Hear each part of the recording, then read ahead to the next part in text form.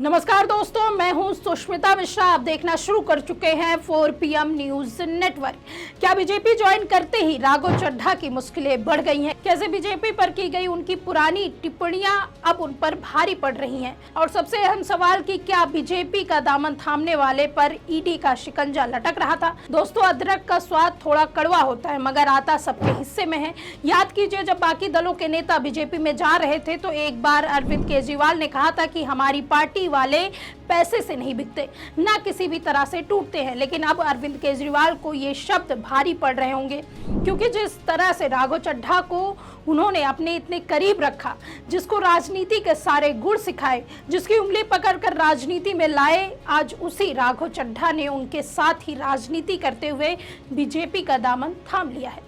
तो आखिर ऐसा क्या हुआ कि जो राघव चड्ढा कल तक बीजेपी को गुंडों की पार्टी कहते थे, अब उनको अचानक से बीजेपी सिद्धांतों वाली पार्टी नजर आने लगी? जो कहते थे कि आज तक वो रकम नहीं बनी जो उन्हें खरीद सके, तो क्या बीजेपी को उनकी रकम मिल गई है? राघव चड्ढा के बीजेपी जाने से उनकी लोकप्रियता खतरे में पड़ गई है?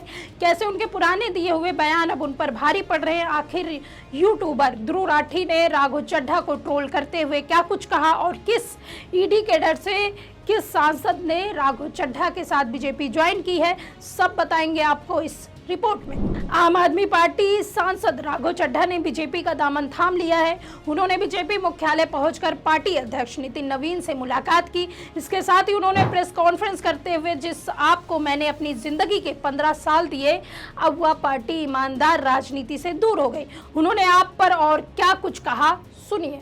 आता हूं कि क्यों मैंने पार्टी की गतिविधियों से अपने आप को अलग कर लिया, और उसका कारण यह है क्योंकि मैं उनके गुनाह में शामिल नहीं होना चाहता था।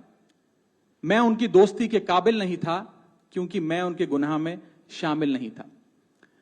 आज हम एक ऐसे मोड़ पर खड़े हैं कि हमारे पास सिर्फ दो ही ऑप्शंस थे, दो विकल्प थे। या तो हम राजनीति छोड़ दें और पिछले 15-16 साल जो हमने सार्वजनिक जीवन में काम किया उसे त्याग दें, या फिर हम अपने अनुभव को, अपनी स्किल्स को, अपनी पूरी ऊर्जा और एनर्जी को लेकर पॉजिटिव पॉलिटिक्स करें।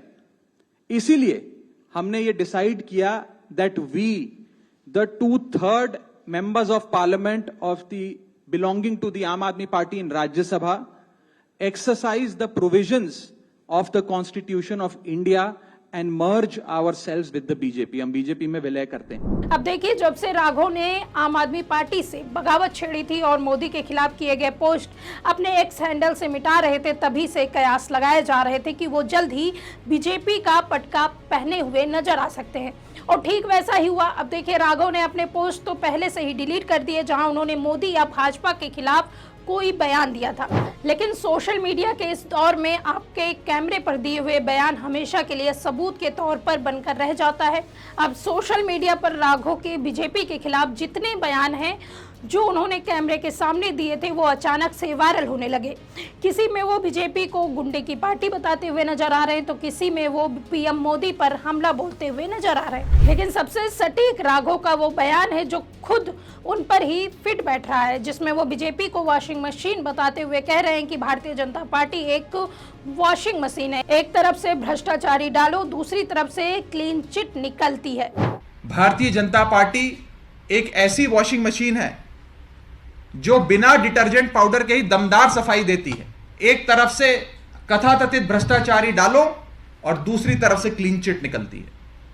यह बीजेपी आज एक वॉशिंग मशीन बन गई है। अब देखिए, जो राघव चड्ढा दूसरों के बीजेपी ज्वाइन करने पर उन पर ताना मार रहे थे, आज खुद जब राघव चड्ढा उसी जगह पर खड़े हैं तो उनको अपने ही दिए बयान उन पर भारी पड़ रहे हैं। और ये बयान तो कुछ भी नहीं है। एक इंटरव्यू में तो उन्होंने यहाँ तक कह दिया कि बीजेपी गुंडों और अनपढ़ों की पार्टी है।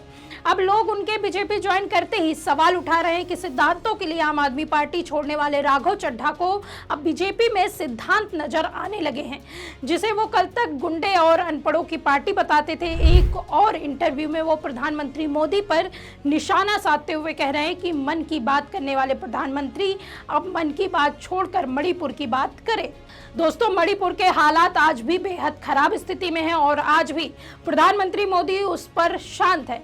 वो आज आज भी बस अपने मन की बात सुन रहे हैं, लेकिन अब राघव को इससे कोई तकलीफ नहीं हो रही है। अब उनको भी प्रधानमंत्री मोदी एक महामानव दिखाई देने लगे हैं। राघव चड्ढा के इस दोहरी राजनीति को एक्सपोज करते हुए यूट्यूबर ध्रुव राठी ने एक वीडियो जारी की, जिसमें उन्होंने राघव की जमकर धुलाई की। ध्रुव ने राघव को सबसे बड़ा धोखेबाज बताते हुए, अब देखिए, एक तरफ जहां राघव चड्ढा को सोशल मीडिया पर लोग एक्सपोज कर रहे हैं, तो वहीं राघव के बीजेपी में शामिल होने की खबरों के बाद सोशल मीडिया पर उनके फॉलोअर्स में भारी गिरावट देखने को मिली। यानी लाखों करोड़ों रुपए पीआर कराकर राघव की जो जेजी वाली लीडर वाली छवि बनाई गई थी, वो एक झटके में खत्म हो गई। बताया जा रहा है कि भाजपा ज्वाइन करने के फैसले के तुरंत बाद राघव चड्ढा के कथित तौर पर लगभग 3 मिलियन फॉलोअर्स खो दिए गए हैं। अब देखिए, राघव बीजेपी ज्वाइन करने वाले थे, इसकी भविष्यवाणी सभी ने की थी, लेकिन जैसे ही उन्होंने अपने प्रेस कॉन्फ्रेंस में ये कहा कि वो अपनी पार्टी के 2/3 सांसदों के साथ पार्टी छोड़ रहे हैं, तो आम आदमी पार्टी समेत पूरे विपक्षी खेमे में हड़कंप मच गया। लेकिन राघव ने जब बताया कि उनके साथ हरभजन सिंह, राजेंद्र गुप्ता, संदीप पाठक, अशोक मित्तल, विक्रम साहनी और स्वाति मालीवाल भी शामिल हैं, तब एक सांसद के नाम से पूरी कहानी समझ में आने लगी। क्योंकि जैसे ही राघव ने बीजेपी में शामिल हो रहे सांसदों में अशोक मित्तल का नाम लिया, सबको बीजेपी की उसी वॉशिंग मशीन की याद आ गई जिसकी राघव बात कर रहे थे। दरअसल अशोक मित्तल वही शख्स थे जिनको केजरीवाल ने राघव चड्ढा की जगह राज्यसभा में आपका उपनेता बनाया था, लेकिन उनके पद संभालते ही 15 अप्रैल को ईडी उनके और उनके कारोबार से जुड़े कई ठिकानों पर छापेमारी करती है। यह कार्रवाई फॉरेन एक्सचेंज मैनेजमेंट एक्ट के तहत की जाती है और 24 अप्रैल को मित्तल बीजेपी का दामन थाम लेते हैं। अब देखिए, अशोक कुमार मित्तल एक बड़े बिजनेसमैन से नेता बने हैं और शिक्षा के क्षेत्र में भी उनकी बड़ी पहचान है। वह लवली प्रोफेशनल यूनिवर्सिटी के संस्थापक है, जो पंजाब की बड़ी निजी यूनिवर्सिटी में गिनी जाती है। उनकी इसी क्षमता को देखते हुए आपने उनको एक धोखेबाज की जगह जिम्मेदारी दी, लेकिन शायद ईडी के डर से वो भी इसी दल बदलू टोली में शामिल हो गए। अब देखिए, राघव चड्ढा और उनकी दल बदलू टोली का यह फैसला हमें बताता है कि नेताओं के लिए विचारधारा कोई मायने नहीं रखता। इस पूरे घटनाक्रम से जनता को सीख लेनी चाहिए कि जिन राजनेताओं को विचारधारा और छवि से प्रभावित होकर हम अपने लिए विचारधारा चुनते हैं और उनको सही ठहराने के लिए आपस में ही मर कट जाते हैं, उसी राजनेता को आपकी विचारधारा से कोई फर्क नहीं पड़ता। उनका तो एकमात्र लक्ष्य है सत्ता और उसकी पावर। सत्ता के पीछे मर जा रहे इन नेताओं को आपसे कोई लेना देना नहीं। दोस्तों, आज सत्ता की आंखों में आंखें डालकर पत्रकारिता करना मुश्किल हो गया है। हमारे 4 PM नेशनल यूट्यूब और फेसबुक चैनल को, जिसे आपका प्यार और विश्वास हमेशा से मिलता रहा, उसे बंद करके सरकार ने यह साबित कर दिया है कि वो आपके सवालों से कितना डरती है। मुश्किल दौर है, लेकिन हम ना रुके थे और ना ही रुकेंगे। हम सच के लिए हमेशा लड़ते रहेंगे। ऐसे में 4 PM यूपी को आप लोग ज्वाइन करें और निष्पक्ष पत्रकारिता को जिंदा रखने के लिए जितना हो सके उतना हमारा आर्थिक सहयोग भी करें। आपके सहयोग से ये जंग हम जीत कर रहेंगे। फिलहाल इस पूरे मामले को लेकर आप क्या सोचते हैं, इस पर आपकी क्या राय है, हमें कमेंट करके जरूर बताइए। अगर वीडियो पसंद आई हो तो लाइक और शेयर करें, और अगर आपने अभी तक हमारे चैनल को सब्सक्राइब नहीं किया है तो कर लीजिए। जुड़े रहिए 4 PM न्यूज़ नेटवर्क के साथ। नमस्कार।